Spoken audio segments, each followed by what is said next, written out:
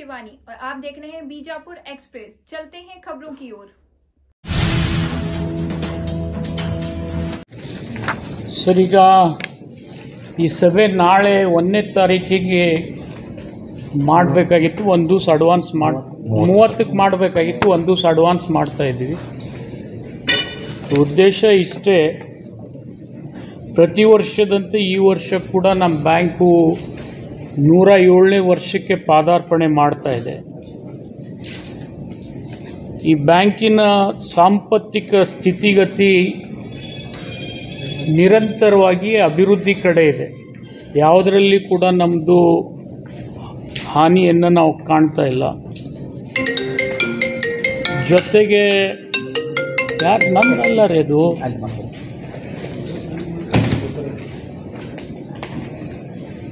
ಉದಾಹರಣೆಗೀಗ ಸ್ವಂತ ಬಂಡವಾಳದಲ್ಲಿ ನಾವು ಕಳೆದ ವರ್ಷ 540 ಕೋಟಿ ಇದ್ದರೆ ಈ ವರ್ಷ 598 ಕೋಟಿ, ಅಂದರೆ ಹೆಚ್ಚು ಕಡಿಮೆ 58 ಕೋಟಿ ಆ್ಯಡ್ ಮಾಡಿ ಸಾಧನೆಯನ್ನು ಮಾಡಿದ್ದೀವಿ. ಠೇವಣಿ ಕೂಡ ಹೋದ ವರ್ಷ 3495 ಕೋಟಿ ಇದ್ದಿದ್ದು ಈ ವರ್ಷ 3814 ಕೋಟಿ ಆಗಿ 319 ಕೋಟಿ ಹೆಚ್ಚಿಗೆ ಠೇವಣಿಯನ್ನು ನಾವು ಸಾಧನೆ ಮಾಡಿದ್ದೀವಿ. ಸಾಲ ವಿತರಣೆಯಲ್ಲಿ ಕೂಡ ನಾವು 1864 ಕೋಟಿ ಕೃಷಿ ಸಾಲ ಕೊಟ್ಟಿದ್ದೀವಿ. ಅದರ ಜೊತೆಗೆ ಕೃಷಿಯೇತರ ಸಾಲ ಕೂಡ 1106 ಕೋಟಿ ಕೊಟ್ಟಿದ್ದೀವಿ. ಎರಡೂ ಸೇರಿದರೆ ಹೆಚ್ಚು ಕಡಿಮೆ 2970 ಕೋಟಿ ಸಾಲ ವಿತರಣೆಯನ್ನು ಮಾಡಿದ್ದೀವಿ. ನಮ್ಮ ಗುರಿಗೆ ಅನುಗುಣವಾಗಿ ಅದನ್ನು ಸಾಧನೆ ಮಾಡಿದ್ದೀವಿ. ಒಂದು ವಿಶೇಷವಾದಂಥ ಯೋಜನೆಯನ್ನು ನಾವು ಪ್ರಾರಂಭ ಮಾಡಿದ್ದೀವಿ ಈ ವರ್ಷ. ರೈತರು ಸ್ವಂತ ಭೂಮಿಯಲ್ಲಿ ಮನೆ ಕಟ್ಕೊಳ್ತಿದ್ರೆ, ಇದು ರಾಜ್ಯದೊಳಗೆ ಯಾವ ಬ್ಯಾಂಕು ಮಾಡಿಲ್ಲ. ನಾವು ಮಾಡ್ತಕ್ಕಂಥದ್ದು ಏನಪ್ಪ ಅಂತಂದರೆ, ರೈತರು ತಮ್ಮ ಕೃಷಿ ಭೂಮಿಯಲ್ಲಿ ಜೀವನ ಮಾಡ್ತಕ್ಕಂಥದ್ದು ಇತ್ತೀಚೆಗೆ ವಿಪರೀತವಾಗಿ ಎಚ್ಚೆತ್ತವಾಗಿ ಎಲ್ಲರೂ ಮಾಡ್ತಾ ಇದ್ದಾರೆ.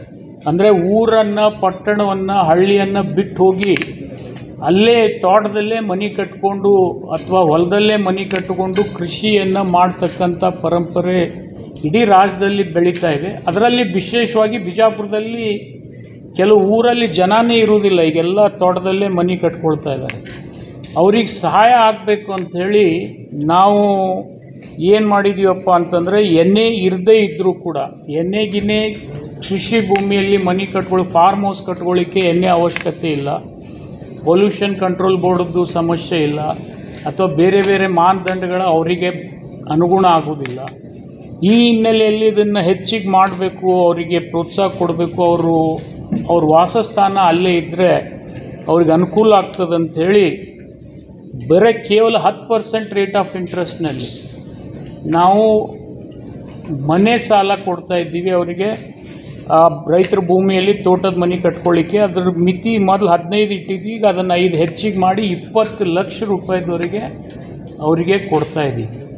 ಇದರಿಂದ ಎಲ್ಲ ಹಳ್ಳಿಗಳಲ್ಲಿ ಜನ ಪಟ್ಟಣದಲ್ಲಿ ಇರುವುದಾಗಲಿ ಶಹರದಲ್ಲಿ ಇರುವುದಾಗಲಿ ಬಿಟ್ಟು ಹಳ್ಳಿಗಳಲ್ಲಿ ಉಳಿಬೇಕು ಅಂತಕ್ಕಂಥ ಒಂದು ಇಚ್ಛಾಶಕ್ತಿಯನ್ನು ವಿಶೇಷವಾಗಿ ಬಿಜಾಪುರ ಜಿಲ್ಲೆಯಿಂದ ಈ ಅಭಿಯಾನವನ್ನು ಪ್ರಾರಂಭ ಮಾಡೋಣ ಅಂಥೇಳಿ ನಾವು ಮಾಡಿದ್ದೀವಿ.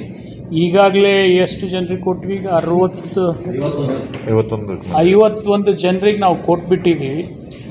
ಈಗ ಹೊಸ ಲಾಂಚ್ ಆಗಿರೋದ್ರಿಂದ ಇನ್ಮೇಲೆ ವಿಶೇಷವಾದಂಥ ಆದ್ಯತೆಯನ್ನು ಈ ವಲಯಕ್ಕೆ ಕೊಡೋದ್ರಿಂದ ಈಗ ನೀರಾವರಿ ಬೇರೆ ಬರ್ತಾ ಇದೆ, ಕೆರೆಗಳನ್ನು ತುಂಬತಕ್ಕಂಥ ಯೋಜನೆ ಬರ್ತಾ ಇದ್ದಾವೆ. ಈ ಹಿನ್ನೆಲೆಯಲ್ಲಿ ಅವರಲ್ಲೇ ವಾಸಸ್ಥಾನ ಮಾಡಿಕೊಂಡ್ರೆ ಅವ್ರ ಕೃಷಿ ಅಭಿಯಾನಕ್ಕೆ, ಕೃಷಿ ಚಟುವಟಿಕೆಗೆ ಇನ್ನೂ ಹೆಚ್ಚಿನ ಪ್ರೋತ್ಸಾಹ ಸಿಗ್ತದೆ ಅಂಥೇಳಿ ಈ ಪ್ರಯತ್ನವನ್ನು ನಾವು ಮಾಡ್ತಾಯಿದ್ದೀವಿ. ಅಲ್ಲಿಂದ ಹೂಡಿಕೆಗಳಲ್ಲಿ ಕೂಡ ನಾವು 1533 ಕೋಟಿ ಈ ಸರ್ತಿ ನಾವು ಹೂಡಿಕೆಯನ್ನು ಮಾಡಿದ್ದೀವಿ. ಲಾಭದಾಯಕವಾಗಿ ಅದು ಗುಂತಾಯಿಸಿದ್ದೀವಿ. ಜೊತೆಗೆ ಲಾಭದಲ್ಲಿ ಒಂದು ಸಾಧನೆಯನ್ನು ನಾವು ಮಾಡಿದ್ದೀವಿ. ಇತಿಹಾಸದಲ್ಲಿ ಅಂದರೆ 106 ವರ್ಷದ ಇತಿಹಾಸದಲ್ಲಿ ಅತಿ ಹೆಚ್ಚಿನ ಲಾಭ ಮಾಡಿರ್ತಕ್ಕಂಥ ವರ್ಷ ಅಂದರೆ ಇದೆ. 25 ಕೋಟಿ 18 ಲಕ್ಷ ನಿವ್ವಳ ಲಾಭ ನಾವು ಮಾಡಿದ್ದೀವಿ. ಆಫ್ಟರ್ ಇನ್ಕಮ್ ಟ್ಯಾಕ್ಸ್ ಡಿಡಕ್ಷನ್, ನಾವು ಇನ್ಕಮ್ ಟ್ಯಾಕ್ಸಿಗೂ ಕೂಡ ದುಡ್ಡು ಕೊಡಬೇಕಾಗ್ತದೆ. ಈ ದೇಶಕ್ಕೆ ಆದಾಯ ಕೊಡ್ತಕ್ಕಂಥ ಪರಂಪರೆಯನ್ನು ನಾವು ಉಳಿಸ್ಕೊಂಡು ಬರ್ತಾಯಿದ್ದೀವಿ. ನಮ್ಮ ಬ್ಯಾಂಕಿನಿಂದ 8,53,00,000 ಇನ್ಕಮ್ ಟ್ಯಾಕ್ಸ್ ಕೊಟ್ಟ ಮೇಲೂ ಕೂಡ ನಮಗೆ 25,18,00,000 ಲಾಭ ಆಗಿದೆ. ಇದೊಂದು ವಿಶೇಷವಾದಂಥ ದಾಖಲೆ ಅಂಥೇಳಿ ನಾನು ಹೇಳಲಿಕ್ಕೆ ಇಚ್ಛೆ ಪಡ್ತಾ ಇದ್ದೀನಿ. ಜೊತೆಗೆ NPA ಪ್ರಮಾಣ ನಮ್ಮದೀಗ ಬರೀ 179 ಕೋಟಿ ಇದೆ. ನಾವು ಇಷ್ಟೊಂದು 3,200 ಕೋಟಿ ಸಾಲ ಕೊಟ್ಟರೂ ಕೂಡ ನಮ್ಮ NPA ಪ್ರಮಾಣ ಕೇವಲ 179 ಕೋಟಿ ಇದೆ. ಅದಕ್ಕೆ ಅನುವು ಕೂಡ ನಾವು ಮಾಡಿಟ್ಟಿವಿ, ಪ್ರಾವಿಷನ್ ಕೂಡ ನಾವು ಮಾಡಿದ್ದೀವಿ. ಆ ಪ್ರಾವಿಷನ್ ಮಾಡೋದ್ರಿಂದ ನಮ್ಮ ನೆಟ್ NPA ಜೀರೋ ಇದೆ, ಇಟ್ಸ್ ಜೀರೋ. ಬಟ್ ಮುಂದೆ ನಾವು ಇದರ 179 ಕೋಟಿ ಕೂಡ ವಸೂಲಿ ಮಾಡ್ತಕ್ಕಂಥ ಕ್ರಮ ಇಡ್ತೀವಿ. ಅವಾಗಂತೂ ಪೂರ್ತಿ one of the best bank ಆಗುತ್ತೆ ದೇಶದಲ್ಲಿ ಅಂಥೇಳಿ ನಾನು ಹೇಳಲಿಕ್ಕೆ ಇಚ್ಛೆ ಪಡ್ತಾಯಿದ್ದೀನಿ.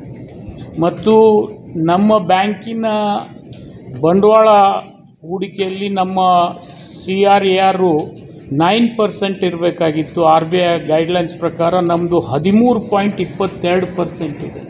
ಇಟ್ ಈಸ್ ಮೋಸ್ಟ್ ಸ್ಟ್ರೆಂಗ್ತ್ ಅಂಥೇಳಿ ನಾವು ಹೇಳ್ಬೋದು. ಇಡೀ ದೇಶದೊಳಗೆ ಒಳ್ಳೆಯ ಸ್ಟ್ರೆಂಗ್ತ್ ಇರತಕ್ಕಂಥ ಒಂದು ಬ್ಯಾಂಕ್ ಅಂಥೇಳಿ ನಾ ಹೇಳ್ಬೋದು.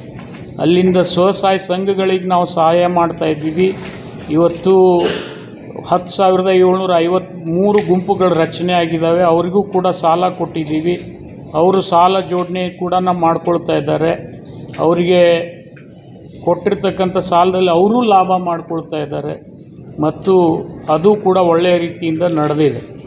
ಡಿಜಿಟಲ್ ಬ್ಯಾಂಕಿಂಗಿನಲ್ಲಿ ಏನೇನು ಹೊಸ ಗೈಡ್ಲೈನ್ಸು ಅವ್ರು ಹಾಕ್ತಾಯಿದ್ರು ಅವು ಕೂಡ ಎಲ್ಲ ಪ್ಯಾರಾಮೀಟರ್ಸ್ಗಳನ್ನು ನಾವು ಮೀಟೌಟ್ ಮಾಡಿ ಎಲ್ಲ ಈಗ ATM ಇರ್ಬೋದು, ಮೈಕ್ರೋ ATM ಇರ್ಬೋದು, NEFT ಇರ್ಬೋದು, RTGS, ಫೋನ್ಪೇ, ಗೂಗಲ್ ಪೇ ಎಲ್ಲ ಫೆಸಿಲಿಟಿಗಳನ್ನು ನಾವು ಇಂಟ್ರೊಡ್ಯೂಸ್ ಮಾಡಿದ್ದೀವಿ. ಅಲ್ಲಿಂದ ಪ್ಯಾಕ್ಸ್ಗಳು ನಮ್ಮ ಬ್ಯಾಂಕಿನ ಸ್ಟ್ರೆಂತ್ ಅಂತ ಹೇಳಬೇಕು ನಾವು. ನಮ್ಮ ಬ್ಯಾಂಕಿನ ಪ್ಯಾಕ್ಸ್ಗಳು ಕೂಡ ನಮ್ಮ ಜೊತೆಗೆ ಸರಿಸಮಾನವಾಗಿ ಸಾಗ್ತಾ ಇದ್ದಾವೆ.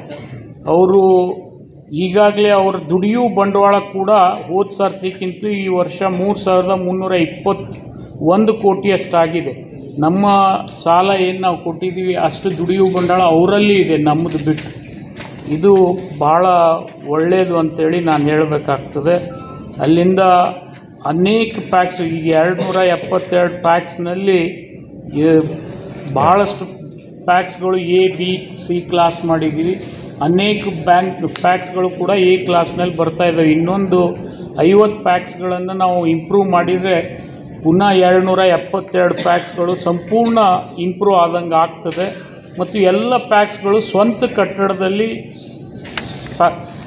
ಜೀವನವನ್ನು ಸಾಗಿಸ್ತಾ ಇದ್ದಾವೆ. ಹೆಚ್ಚು ಕಡಿಮೆ ಇನ್ನೊಂದು 40 ಆದರೆ ಎಲ್ಲ ಪ್ಯಾಕ್ಸ್ಗಳ ಕಟ್ಟಡ ಸ್ವಂತ ಕಟ್ಟಡ ಆಗ್ತವೆ. ಮತ್ತು ಅದರಲ್ಲಿ 20 ಪ್ಯಾಕ್ಸ್ಗಳಿಗೆ ಜಾಗ ಕೂಡ ಇದೆ. ಅದು ಇಷ್ಟೆಲ್ಲ ಅಂದರೆ ಈಗಾಗಲೇ ಕಟ್ಕೊಂಡು ಉಳಿದಿರ್ತಕ್ಕಂಥವ್ರು ಕೂಡ ಇಷ್ಟು ಮಾಡಿದರೆ ಒಳ್ಳೆಯದಾಗ್ತದೆ. ಜೊತೆಗೆ ನಮ್ಮದು ಒಂದು ದೊಡ್ಡ ಸಾಧನೆ ಏನಪ್ಪ ಅಂತಂದರೆ, ನಿವ್ವಳ ಲಾಭದಲ್ಲಿ ಈಗ ನಾವು ಬಂದ ಮೇಲೆ ನಂದು ಇನ್ನೊಂದು ಪೇಜ್ ಕೊಟ್ಟಿದ್ದೀನಿ, ತಮ್ಮ ಕೊಟ್ಟಾರು. ನಾನು ಬಂದ ಮೇಲೆ ಎಷ್ಟು ಲಾಭ ಆಗಿದೆ ಅನ್ನೋದು ಮತ್ತು ನಮ್ಮ ಹಿಂದಿನ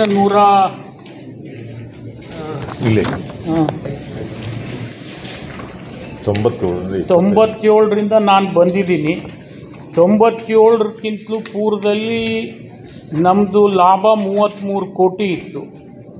ನಂದು ಬ್ಯಾಂಕು 2003ರಲ್ಲಿ ವಿಭಜನೆ ಆಗ್ತದೆ. ವಿಭಜನೆ ಆಗಿ ಇಲ್ಲಿವರೆಗೆ 242 ಕೋಟಿ ಲಾಭ ನಾವು ಮಾಡಿದ್ದೀವಿ. ಹಿಂದಿನ 100 ವರ್ಷದಕ್ಕಿಂತಲೂ ಈ ನನ್ನ ಅಧಿಕಾರದ ಅವಧಿಯಲ್ಲಿ ಅದನ್ನು ಡಬಲ್ ಟ್ರಿಬಲ್ ನೀವು ಎಷ್ಟು ಹಿಡ್ಕೋಬೋದು. 33 ಕೋಟಿ ಇದ್ದಿದ್ದು 242 ಕೋಟಿಗೆ ಬಂದಿದೆ ಲಾಭ. ಇದು ನಾನು ಹೇಳಬೇಕಾಗ್ತದೆ. ಅಲ್ಲಿಂದ ದುಡಿಯೋ ಬಂಡವಾಳ ಕೂಡ ಕೇವಲ 63,000ರಿಂದ ನಮ್ಮ ಬ್ಯಾಂಕ್ ಪ್ರಾರಂಭ ಆಗ್ತದೆ, ಬಾಗಲಕೋಟೆ ಬಿಜಾಪುರ ಸೇರಿ. ಇವತ್ತು ನಮ್ಮದು ಬಾಗಲಕೋಟೆ ಬಿಜಾಪುರ ಸೇರಿದರೆ ನಾವು 7,000 ಕೋಟಿ ವ್ಯವಹಾರ ಮಾಡಿದ್ದೀವಿ ನಾವು. ನಮಗಿಂತಲೂ ಹೆಚ್ಚು ಬಾಗಲಕೋಟೆಯಲ್ಲಿದೆ. ಹೆಚ್ಚು ಕಡಿಮೆ 14,000 ಕೋಟಿ ವ್ಯವಹಾರ ಇವತ್ತು ನಾವು ಮಾಡ್ತಾ ಇದ್ದೀವಿ. ಬಾಗಲಕೋಟೆ ಬಿಜಾಪುರ ಸೇರಿಸಿದರೆ ಇಷ್ಟೊಂದು ಸಾಧನೆ. ಅಲ್ಲಿಂದ ಗ್ರಾಸ್ ಪ್ರಾಫಿಟ್ನಲ್ಲಿ ಇಡೀ ರಾಜ್ಯಕ್ಕೆ ನಾವು 3ನೇ ನಂಬರ್ ಇದ್ದೀವಿ ಗ್ರಾಸ್ ಪ್ರಾಫಿಟ್ನಲ್ಲಿ. ಇದು ಕೂಡ ನಮ್ಮದೊಂದು ಅಚೀವ್ಮೆಂಟ್ ಅಂತೇಳಿ ನಾನು ಹೇಳಬೇಕಾಗ್ತದೆ. ಅಲ್ಲಿಂದ ಕೃಷಿ ಸಾಲ ನಾವು ಮತ್ತು ಬಾಗಲಕೋಟದವರು ಕೂಡ ಕೊಡ್ತೀವಿ. ಆದರೆ ಇವತ್ತು ಒಂದು ಸಾಧನೆ ಏನಪ್ಪ ಅಂದರೆ ಬಾಗಲಕೋಟದವರು ಪರ್ ಬಾರೋರ್ ಎಷ್ಟಾಗಿದೆಪ್ಪ ಬಳಿಕ 54,000 ಆಗ್ತದೆ. ನಮ್ಮದು 75,000 ರೂಪಾಯಿ ಆಗ್ತದೆ ಪರ್ ಬಾರೋರ್. ನಾವು ಅವ್ರಿಗಿಂತಲೂ ಸ್ವಲ್ಪ ಹೆಚ್ಚಿಗೆ ಸಾಧನೆ ಮಾಡಿದ್ದೀವಿ. ಬಾಗಲಕೋಟದ್ದು 55% ಅಸೆಟ್ ಅವ್ರಿಗೆ ಹೋಗಿ 45% ನಮಗಿದ್ರೂ ಕೂಡ ಈ ವರ್ಷ ನಾವು ಬಾಗಲಕೋಟೆನಕ್ಕಿಂತಲೂ ಹೆಚ್ಚಿನ ಸಾಧನೆಯನ್ನು ಮಾಡಿದ್ದೀವಿ. ಇದು ಒಂದು ಹೆಮ್ಮೆಯ ಸಂಖ್ಯೆ. ಯಾಕಂದರೆ ನಮಗಿಂತಲೂ ಹೆಚ್ಚು ಅವ್ರಿಗೆ ಪಾಲು ಹೋದರೂ ಕೂಡ ಅವ್ರಿಗಿಂತಲೂ ಹೆಚ್ಚಿನ ಸಾಲ ರೈತರಿಗೆ ನಾವು ಕೊಡ್ತಕ್ಕಂಥ ಪ್ರಕ್ರಿಯೆಯನ್ನು ಜಾರಿಯಲ್ಲಿಟ್ಟಿದ್ದೀವಿ. ಇನ್ನೂ ಹೆಚ್ಚಿಗೆ ಮಾಡಬೇಕಂಥೇಳಿ ನಮ್ಮ ಆಸೆ ಇದೆ. ಅದನ್ನು ಕೂಡ ನಾವು ಮಾಡ್ತಕ್ಕಂಥ ಪ್ರಯತ್ನ ಮಾಡ್ತೀವಿ. ಇದು ಇಷ್ಟು ನಮ್ಮ ಬ್ಯಾಂಕಿನ ಸಾಧನೆ. ಆಡಿಟ್ ಕ್ಲಾಸಿಫಿಕೇಷನ್ ಇನ್ನು ಯಾವಾಗಲೂ ನಾವು ಈ ವರ್ಗದಲ್ಲಿ ಇರ್ತೀವಿ, ಅದನ್ನೇನು ಹೇಳೋದು ಬೇಕಾಗಿಲ್ಲ. ಅಲ್ಲಿ ರಾಷ್ಟ್ರ ಮಟ್ಟದಲ್ಲಿ ನಮ್ಮ ಬ್ಯಾಂಕು ಕೂಡ ಇವತ್ತು ಒಂದು ಹಂತಕ್ಕೆ ಹೋಗ್ತಾ ಇದೆ. ಈಗ ರಾಷ್ಟ್ರದಲ್ಲಿ 351 ಬ್ಯಾಂಕ್ ಇದ್ದಾವೆ. ಠೇವಣಿಗಳಲ್ಲಿ ನಾವು 27ನೇ ಸ್ಥಾನದಲ್ಲಿದ್ದೀವಿ ದೇಶದಲ್ಲಿ. ನಾನು ಹೇಳ್ತಾ ಇರೋದು ಇದು it is not comparing with the state. National ಲೆವೆಲ್ನಲ್ಲಿ ಕೂಡ ಇವತ್ತು ನಮ್ಮ ಬ್ಯಾಂಕು ಠೇವಣಿಗಳಲ್ಲಿ ಮಾಡ್ತಾ ಇದ್ದೀವಿ. ಸಾಲ ಕೊಡ್ತಕ್ಕಂಥ ಬಾಕಿಯಲ್ಲಿ ಕೂಡ ನಾವು ಕಡಿಮೆ ಸ್ಥಾನಕ್ಕೆ ಬಂದಿದ್ದೀವಿ. ಅಂದರೆ 351 ಬ್ಯಾಂಕ್ನಲ್ಲಿ ನಾವು 27ನೇ ಸ್ಥಾನದಲ್ಲಿದ್ದೀವಿ. ಅಂದರೆ ಬಾರೋಯಿಂಗ್ಸ್ ನಮ್ಮದು ಕಡಿಮೆಯಾಗಿ ಅವು ಆಗದೆ ಸ್ವಾವಲಂಬಿಗಳಾಗಿ ಬದುಕ್ತಾ ಇದ್ದೀವಿ. ವ್ಯವಹಾರದಲ್ಲಿ ಇಡೀ ದೇಶದಲ್ಲಿ ನಾವು 21ನೇ ಸ್ಥಾನದಲ್ಲಿದ್ದೀವಿ. ದುಡಿಯುವ ಬಂಡವಾಳ ಹೊಂದಿರತಕ್ಕಂಥ 351 ಬ್ಯಾಂಕ್ಗಳಲ್ಲಿ ನಾವು 28ನೇ ಸ್ಥಾನದಲ್ಲಿದ್ದೀವಿ. ಲಾಭನಲ್ಲಿ ಕೂಡ ಮುಂಚೂಣಿಯಲ್ಲಿ ಹೋಗ್ತಾ ಇದ್ದೀವಿ. ಇದನ್ನು ನಿಮಗೆ ಹೇಳಬೇಕಾಗಿತ್ತು. ಇದು in spite of all these issues. But ಒಂದು ನಮ್ಮ ಬ್ಯಾಂಕಿಂದು ಒಂದು ಕನಸಿತ್ತು. ಏನಪ್ಪ ಅಂದರೆ ಸಹಕಾರಿ ತರಬೇತಿ ಕೇಂದ್ರ ಉತ್ತರ ಕರ್ನಾಟಕದಲ್ಲಿ ಆಗಲಿ ಇಡೀ ಕರ್ನಾಟಕದಲ್ಲಿ ನಮ್ಮ ಬ್ಯಾಂಕ್ನ ಇಲ್ಲಿ ಮಾಡಬೇಕಂದ್ರೆ ಅಂದರೆ ಎಲ್ಲ ಸಹಕಾರಿ ಸಂಘಗಳಿಗೆ ತರಬೇತಿ ಕೊಡ್ತಕ್ಕಂಥ ಒಂದು ಕೇಂದ್ರ ನಮ್ಮ ಬಿಜಾಪುರದಲ್ಲಿ ನಾವು ಮಾಡಬೇಕಂತ ಹೇಳಿ ಆಸೆ ಇಟ್ಕೊಂಡಿದ್ವಿ. ಆ ಹಿನ್ನೆಲೆಯಲ್ಲಿ 1-2 ನಿಮಿಷ ನಾನು ಒಂದು ವಿಡಿಯೋ ಪ್ಲೇ ಮಾಡ್ತೀನಿ. ನಾವು ಯಾವ ರೀತಿ ಕಟ್ಟಡವನ್ನು ಕಟ್ತಾ ಇದ್ದೀವಿ ಅನ್ನೋದಕ್ಕೆ ಒಂದು ವಿಡಿಯೋ ಪ್ಲೇ ಮಾಡ್ತಾ ಇದ್ದೀನಿ. ಅದನ್ನು ಸ್ವಲ್ಪ ನೋಡಿಬಿಟ್ರೆ ಅನುಕೂಲ ಆಗ್ತದೆ. ತೋರ್ಸಪ್ಪ, ಲೈಟ್ ಆಫ್ ಮಾಡಿ, ಲೈಟ್ ಆಫ್.